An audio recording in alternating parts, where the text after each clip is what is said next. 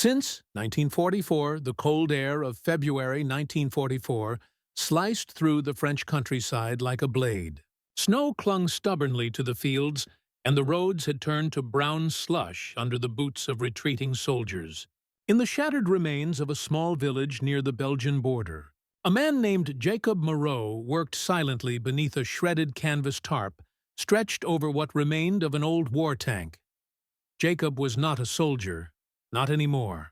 He had been a military mechanic once, until a shrapnel wound and a head injury got him discharged. They said he wasn't right in the head after the blast, talked too much to machines, spent hours whispering to engines and writing calculations in chalk on the walls of bombed-out barns. The locals called him le fou bricoleur, the crazy tinkerer.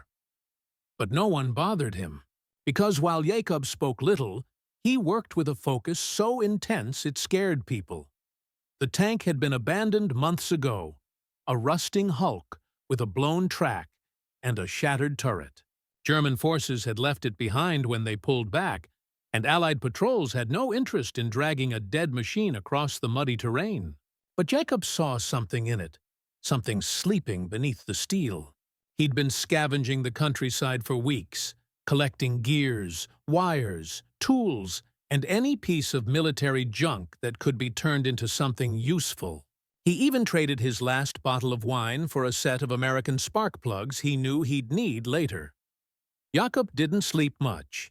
Nights were dangerous anyway. Planes roared overhead, and sometimes tanks rolled through again. But he didn't care.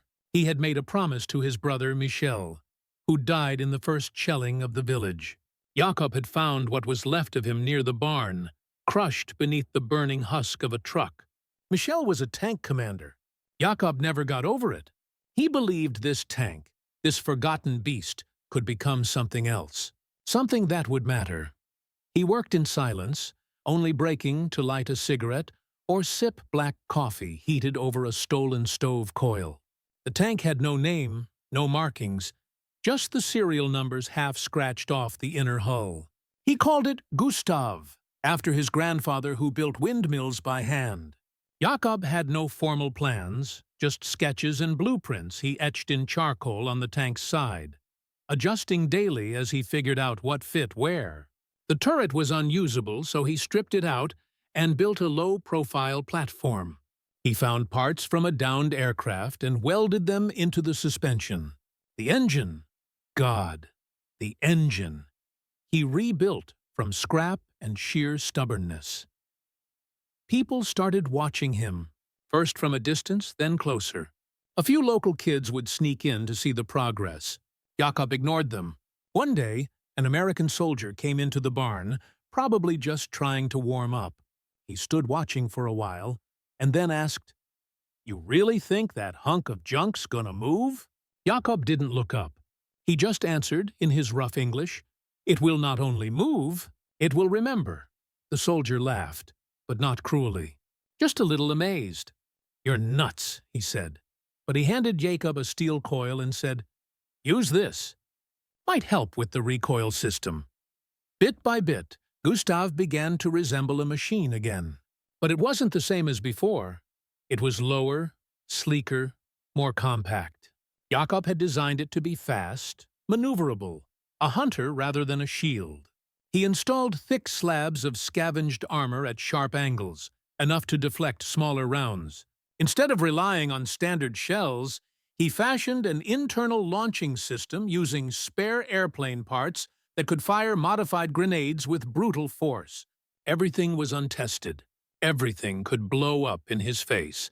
But that didn't stop him. On a gray morning in late March, Jacob wiped the oil from his hands and climbed into the driver's seat. The engine stuttered, choked, and then roared awake. It sounded like a beast dragged from hell. Jacob smiled for the first time in weeks. The ground shook. Gustav was alive. He drove the tank, no, his machine, through the empty fields, like a man possessed. The treads gripped the icy mud with strength no one thought possible. The kids cheered. The villagers stared. The Americans came running. No one had seen anything like it. Jacob didn't care. He opened the hatch and shouted into the wind, "She remembers now." And somewhere, deep in the heart of a land scorched by war, a forgotten machine began carving its legend into the earth. The news of the crazy man and his resurrected tank spread faster than anyone expected. Within days, Jacob Moreau's barn-turned-workshop became the strangest kind of battlefield attraction. Soldiers, French resistance fighters, a few curious American engineers, even a pair of stiff British officers showed up just to lay eyes on the machine he called Gustave.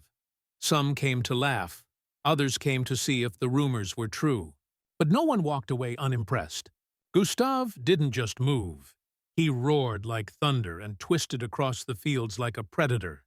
Agile and unpredictable, the modifications Jacob had made defied logic.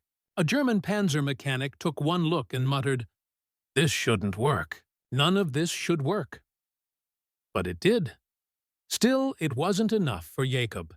He hadn't built Gustave to impress onlookers. He built it to fight, to settle a score. One night, a small unit of German scouts passed near the village. Jacob had been listening to their transmissions for days. He'd cobbled together a crude radio set inside Gustave, using parts from broken field phones and a twisted antenna. He knew the sounds of their boots, the way they moved. These weren't scouts. They were SS. Kill squads, looking to punish villages for sheltering traitors. Jacob didn't tell anyone. He just fueled up Gustave and rolled out under the cloak of darkness. The tank didn't have proper headlights. Jacob had built a dim, focused beam system meant for ambushes. He moved through back trails, avoiding roads, crawling through the trees like a steel beast stalking prey. He found the German unit 3 kilometers away, torching a small barn and lining up prisoners. Jacob's fingers gripped the controls like he was strangling them. He didn't hesitate. The first shot from Gustave's side cannon struck the back of their supply truck and turned it into a fireball. The second shell took out a machine gun nest just as it pivoted toward him. The SS didn't know what hit them. One of them screamed, "Panzer!" before a third blast silenced him. Jacob didn't stop. Gustave moved in strange patterns, zigzagging, reversing, charging forward, then suddenly veering. It wasn't how tanks were supposed to fight, but that's why it worked. The Germans were trained to fight predictable machines. Gustave was anything but. Jacob was in his own rhythm now, one eye on his periscope, one hand ready to engage the next shell. He was humming. A strange, broken tune Michel used to sing when they were boys, fixing tractors on their father's farm. When it was over, the SS were dead or fleeing. Jacob climbed out of the hatch, sweat freezing to his skin. The barn was gone. The villagers inside, at least some, were alive. One of the older men, bleeding from the head, stumbled forward and said, was that you?" Jacob didn't answer. He just nodded once and turned back to his tank. By dawn, the story had changed. Jacob Moreau was no longer just the village lunatic. He was something else now, something between myth and warning. Allied command heard of what happened and sent a captain to investigate. The officer was young, American, and already tired of the war. He looked at Gustave with narrowed eyes. "Who gave you permission to operate a modified armored vehicle in an active zone?" Jacob replied calmly, "No one." The enemy didn't ask either. The captain stared at him, then at the tank, then back at him. "You're insane," he muttered. Jacob smiled faintly.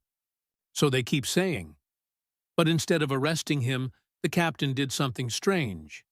He made a call.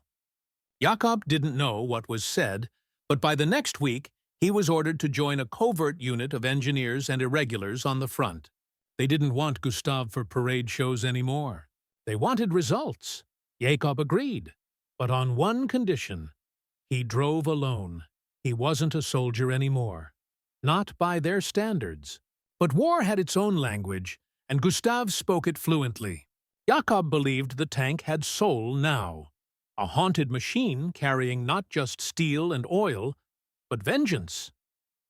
That night, Jakob stood alone beside Gustav under the moonlight. He ran his fingers across the scorched armor, whispering something only the tank could hear. "This time, we won't be left behind." And with that, the mad tinkerer and his impossible machine rolled toward the fire again, ready to carve their names into the bones of the battlefield. Jakob didn't speak much to the soldiers he was assigned to, and they didn't know what to make of him either. Most of them were misfits, burnt-out resistance fighters, engineers thrown out for disobedience, and a few American and Polish saboteurs who carried more scars than medals. They were called Unit Greyline, unofficial and unacknowledged. Their job: hit supply routes, disrupt armor columns, be ghosts with steel teeth. And now they had Jakob and Gustav. Gustav didn't blend in. The tank was loud, ugly, and utterly unpredictable. Its armor was mismatched, and it carried a terrifying energy about it, as if the machine itself hated being ignored. Even when parked, Gustav seemed to breathe through its creaks and groans. The first mission was simple: take out a bridge used by German convoys deep behind enemy lines. It was supposed to be a clean demolition job. In and out, no engagement, but nothing about war stays clean. The convoy arrived too early. The charges hadn't even been planted when headlights tore through the fog. 4 trucks, 1 light tank, 2 motorcycles. Jakob was under the bridge with a wrench in one hand when the call came out. Abort. The rest of Greyline started to scatter, but Jakob didn't.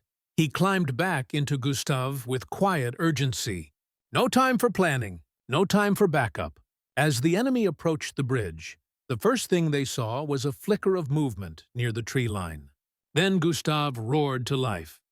Jakob pushed the tank straight out of the fog, like a demon breaking loose from hell's front gate. He fired once, blew the lead motorcycle into scrap. The second motorcycle turned, tried to escape, but Gustav was faster than anyone expected. A cannon shell tore through the back tire and sent the rider flying.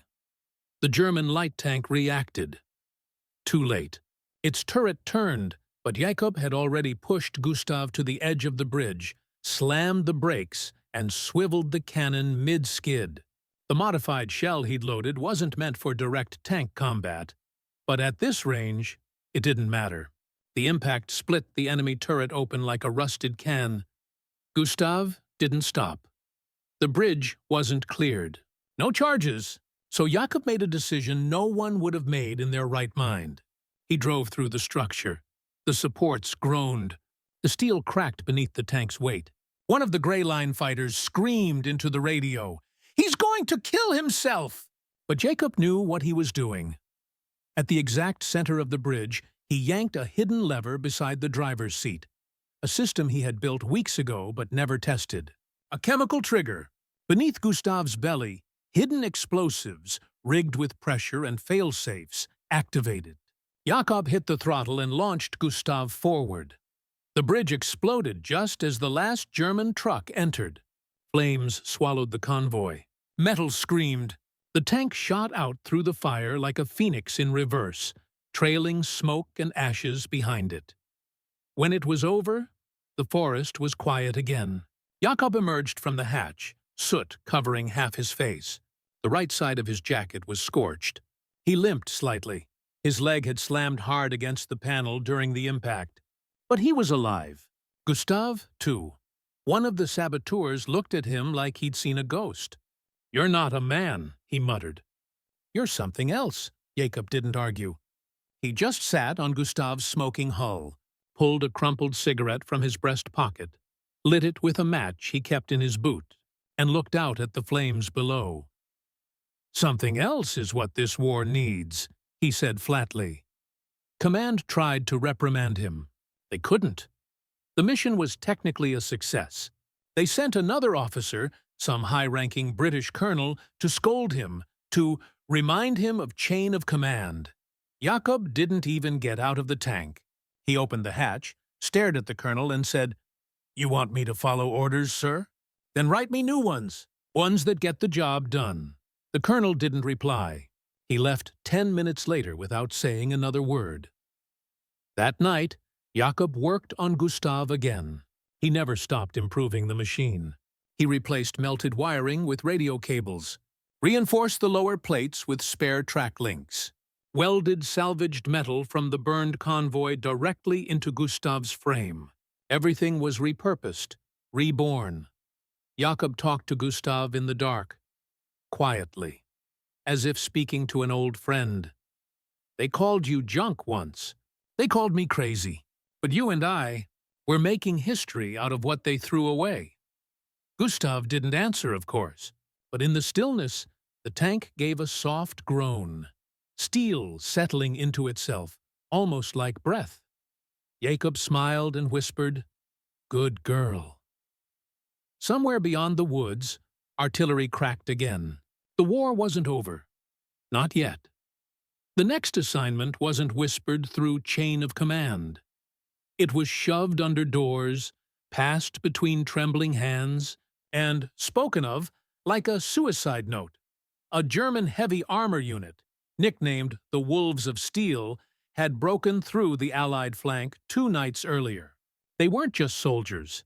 They were monsters in iron. 3 Tiger tanks, 1 King Tiger, and a mobile repair crew. No infantry, no mercy. They moved like a pack, tearing through villages, leaving no survivors. No Allied armor had managed to slow them down. What the wolves didn't crush, they burned.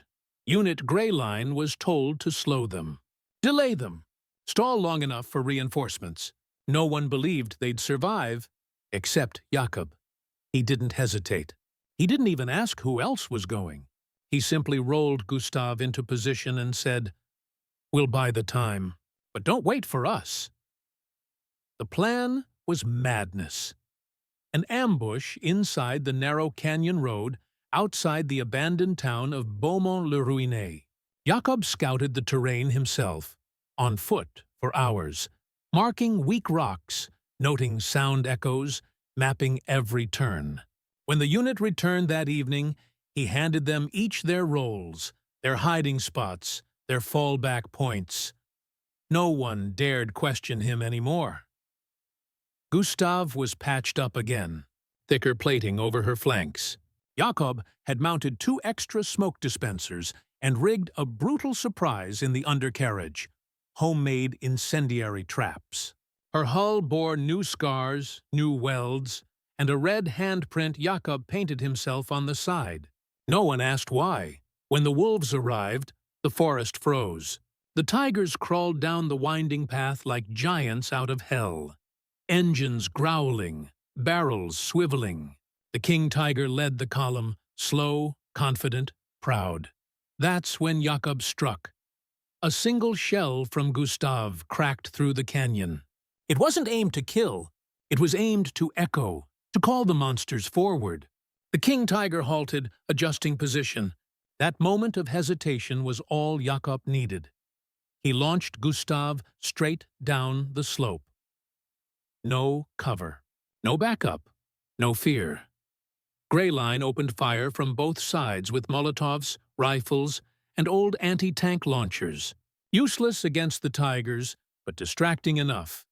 Jakob came in like a nightmare, sliding Gustav between 2 trees, lurching forward. Firing once, direct hit to the tread of the second Tiger. The shell didn't penetrate, but it cracked the track. The beast buckled. The other 2 tanks turned their turrets toward Jakob. He didn't run. He pivoted Gustav behind a pile of broken stone Jakob himself had loosened the night before. 1 Tiger fired, missed. The second sent a blast that clipped the edge of Gustav's hull. The tank shook. Jakob coughed blood. But Gustav held. Jakob whispered through clenched teeth, "Come on, girl. We've got wolves to kill."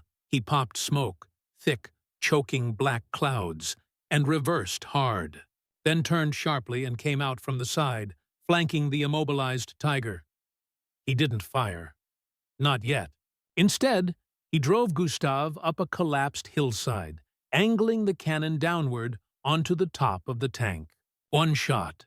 Clean. Devastating. The turret exploded outward like a peeled fruit. The radio screamed in 3 languages. Panic.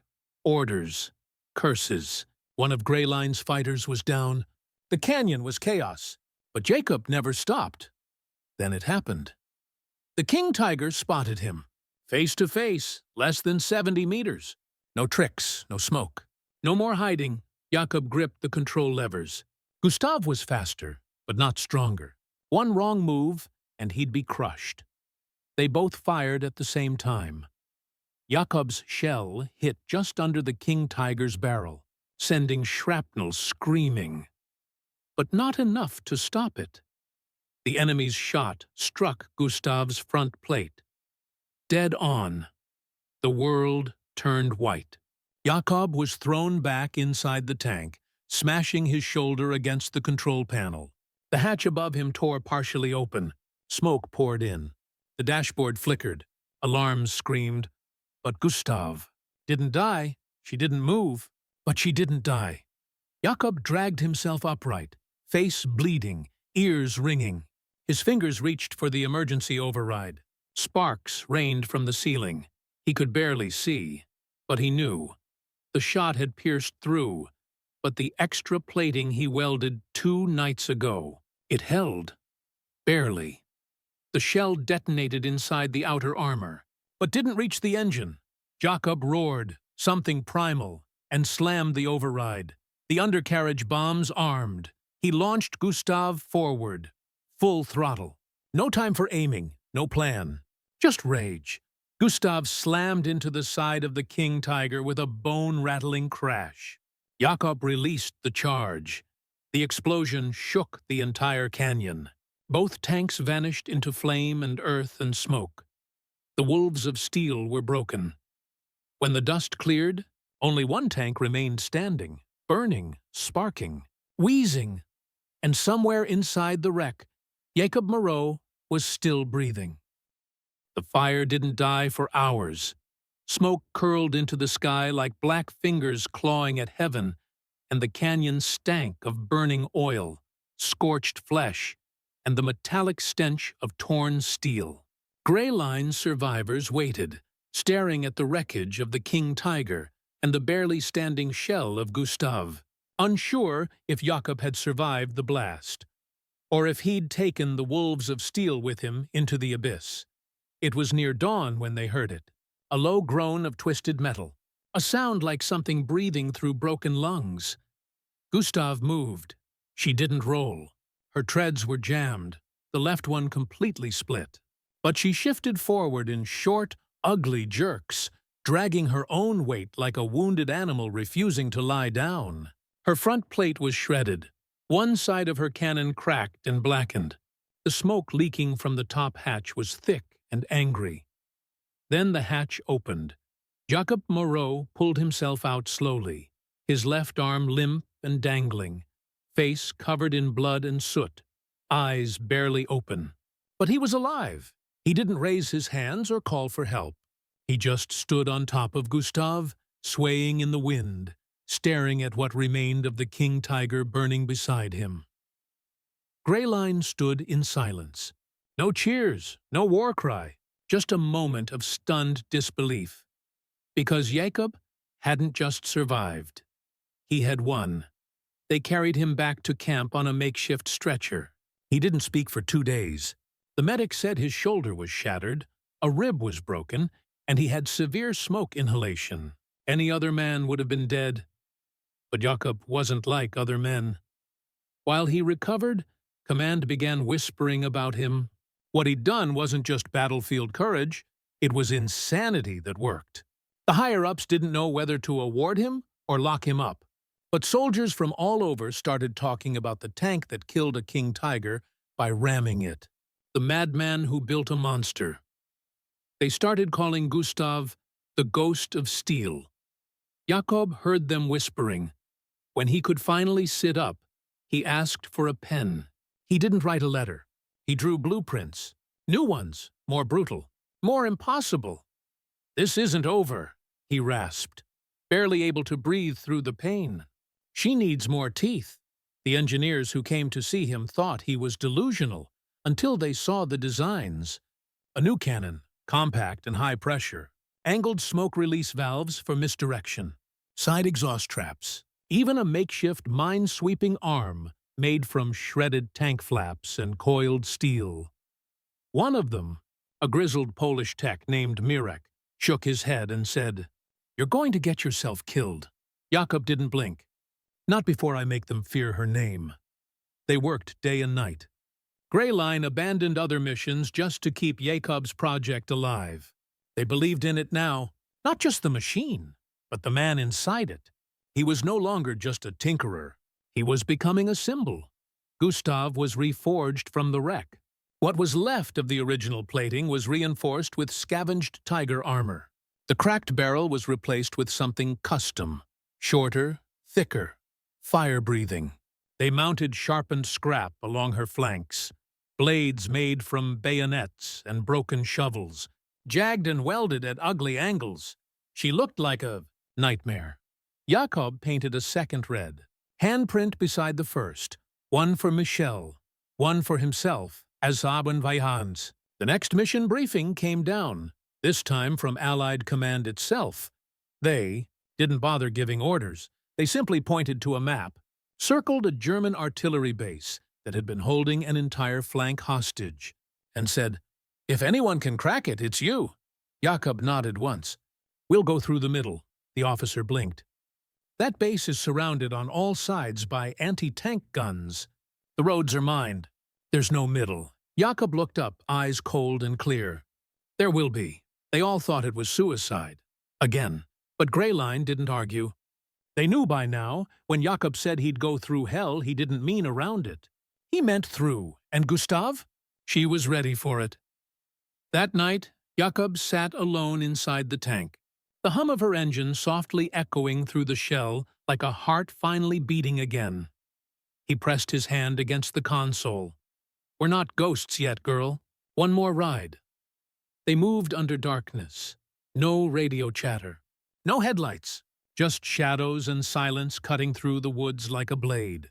Jakob sat hunched inside Gustav, one hand resting on the control lever, the other still wrapped in bandages.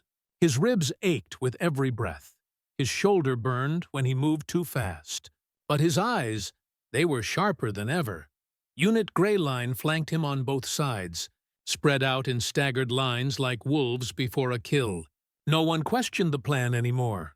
Jakob had become more than a man to them.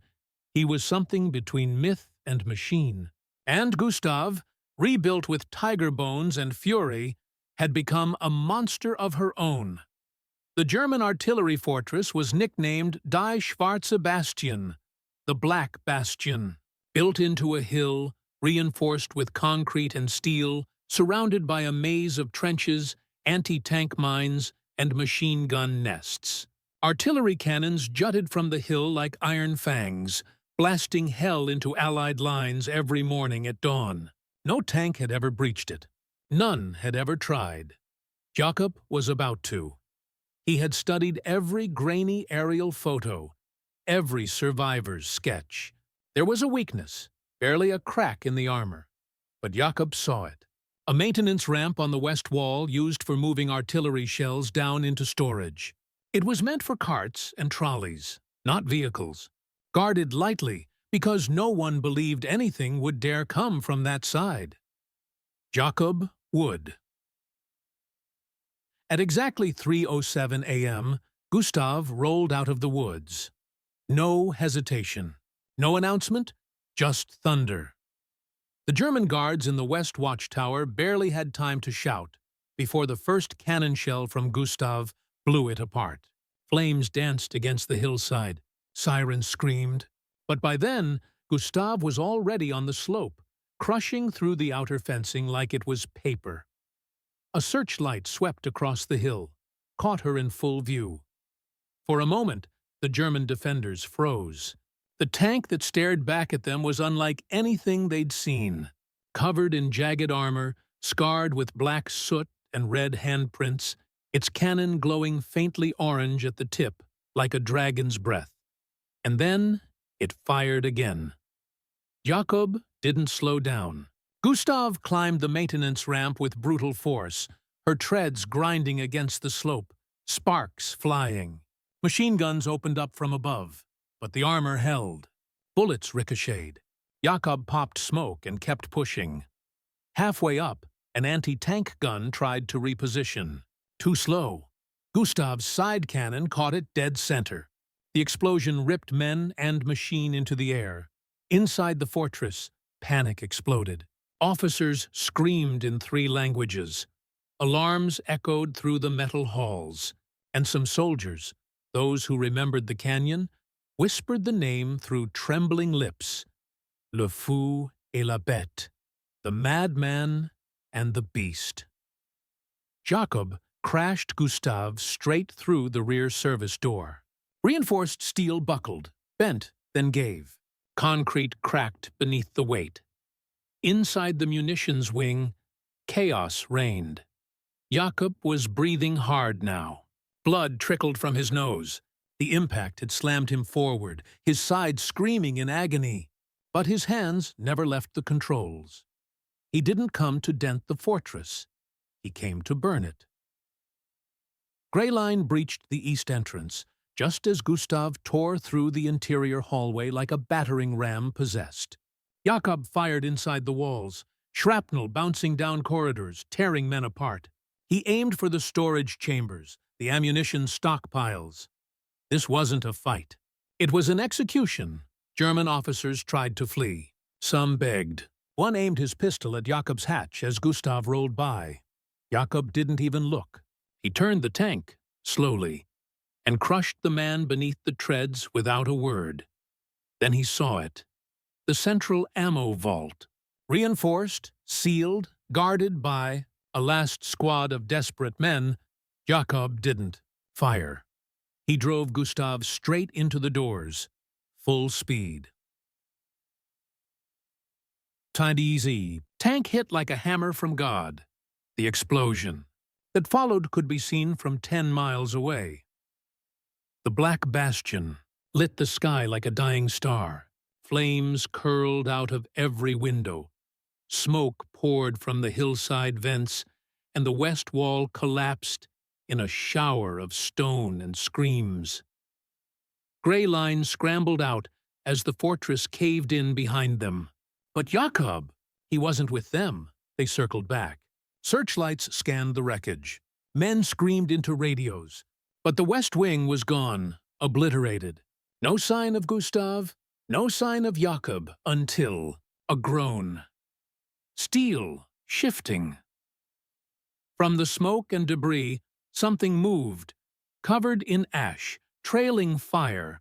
One of Gustav's rear treads rolled slowly into view. The turret was bent, the front armor scorched black. But she was moving, dragging herself out of hell 1 inch at a time, and on top of the tank, slumped against the twisted hatch, was Jakob, barely conscious, clothes in tatters, face bloodied and burned, but smiling. Greyline ran to him, stunned. "You're alive," one of them whispered. Jakob didn't answer. He just pointed back toward the ruins and rasped, voice dry and cracked, "Not them," then passed out cold. The legend of Jacob Moreau crossed borders faster than any bullet could. Within a week of the bastion's fall, whispers of the Mad Tinkerer and his beast reached London, Berlin, even Moscow. The photos snapped by Allied scouts, of Gustav crawling from the wreckage, of Jakob slumped over the hatch like some half-dead knight, circulated like wildfire. Jakob hadn't just won a battle. He'd turned himself into a symbol, and not everyone liked symbols.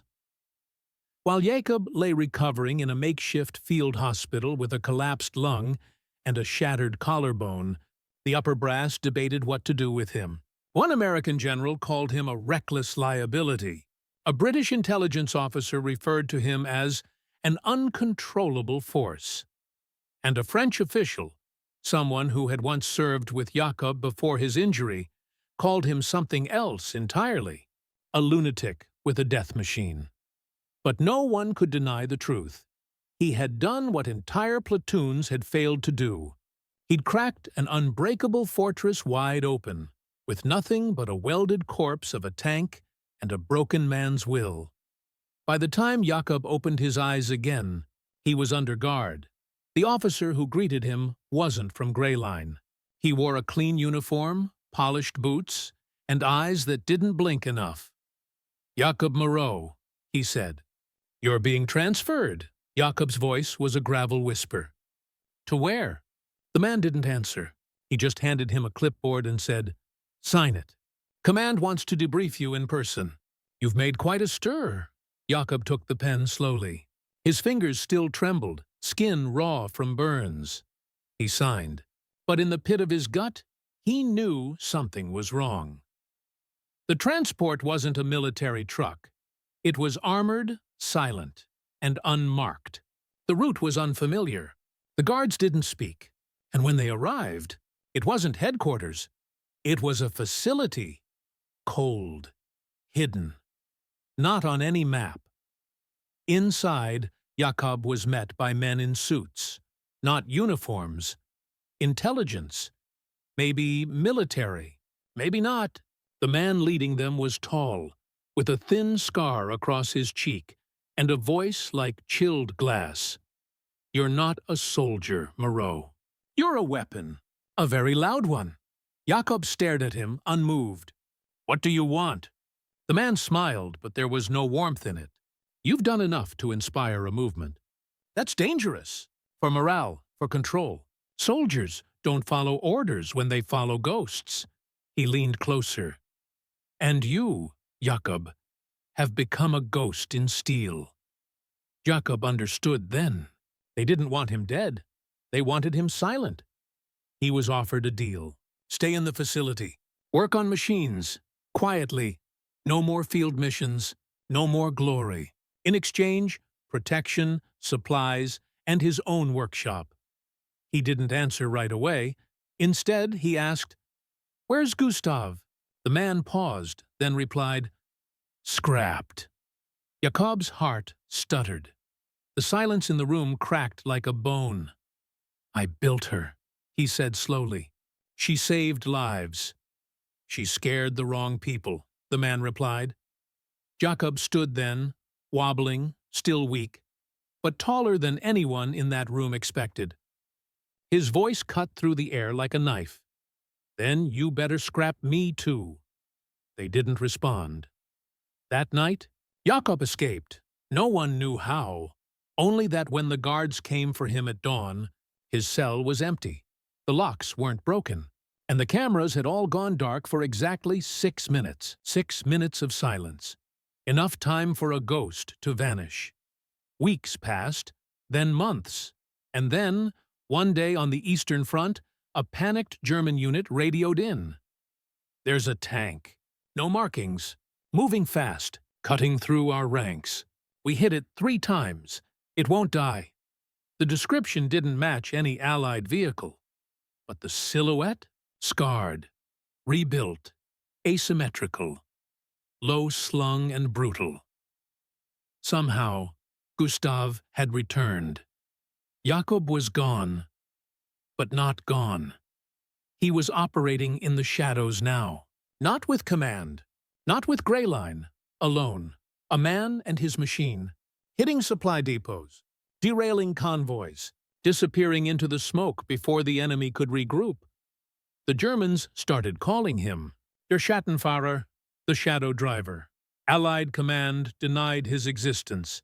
But every time a fortress fell in a single night, every time a column of tanks was found burning with no footprints around them, every time a convoy vanished and all that remained were 2 red handprints on twisted steel, soldiers would whisper, "He's still out there, and Gustav still breathes." The cold wind of January 1945 howled through the Polish forests, carrying with it rumors and fear of a tank that didn't belong to any army, and a ghost of a man who had outlived his own myth. Jakob Moreau had become something more than a deserter, more than a mad mechanic, more than even a soldier. In the twisted final months of the war, his name was spoken in terrified awe by both sides. German officers put bounties on him. Allied commanders sent coded messages begging him to come in. From the cold, he ignored them all, because Jakob had one final mission, the last remnant of the Wolves of Steel, the same armored SS division that had slaughtered his brother Michael in. Their first wave had retreated into the mountains near Wobzik, setting up a last stand inside an abandoned coal mine complex. Fortified with artillery and experimental weapons, Allied forces couldn't breach it. The terrain was impassable, the approach too narrow for tanks. But Jakob wasn't bringing a tank. He was bringing Gustav. She was a monster now, no longer the patchwork machine built in a barn. Jakob had scavenged for months, raiding convoys, salvaging armor from Russian wrecks, wiring together parts from enemy tanks. Gustav's skin was layered with metal no one could trace, her treads fused with claws for traction.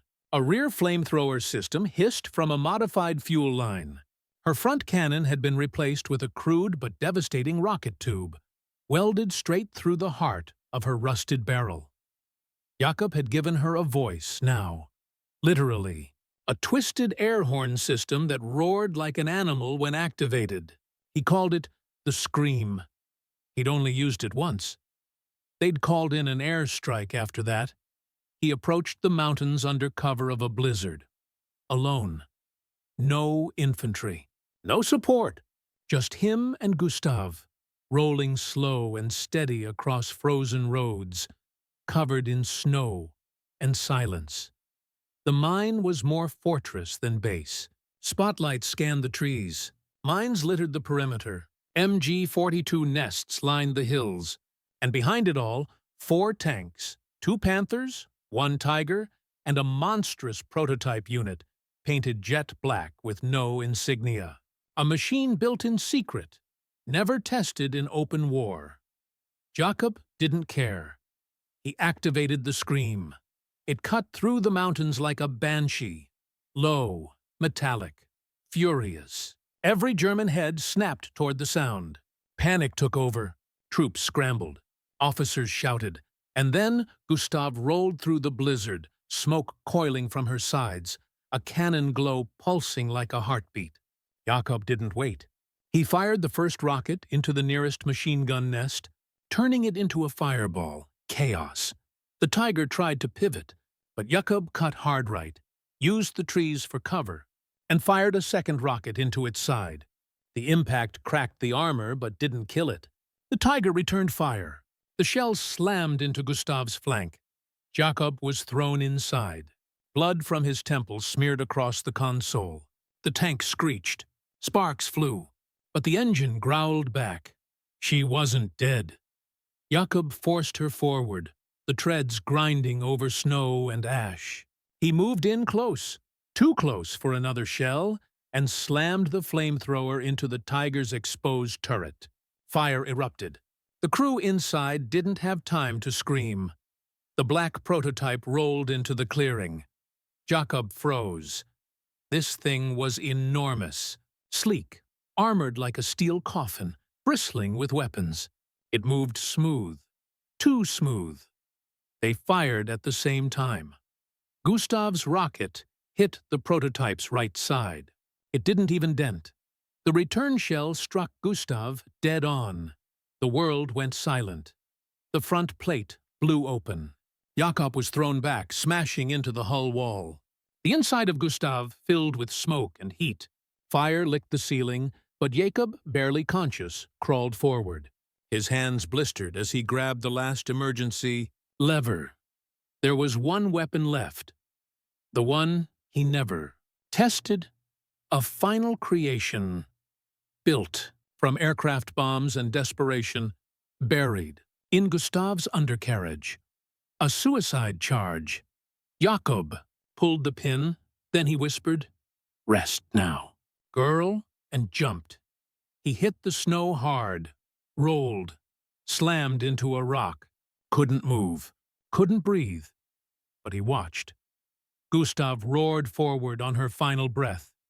treads broken, armor shredded, straight into the belly of the black tank. Then she exploded. The shockwave knocked trees flat. Fire lit up the mountainside like sunrise. Metal screamed. And when it cleared, nothing was left. No tanks, no soldiers, no base, just ruin. Rescue teams found Jakob hours later, barely alive, body broken, lungs filled with smoke. They carried him down the mountain in silence. Jakob never spoke again. But in the years after the war, soldiers told stories of a madman with a ghost machine, of a tank that defied orders, logic, and death itself, of a beast that gave her final breath to end the war for one broken mechanic who refused to quit. They say that somewhere, in a forgotten hangar, a single panel from Gustav still hangs, scarred, blackened, and marked with 2 red handprints. One for Michel, one for Jakob, and underneath, a line carved in steel. She remembered.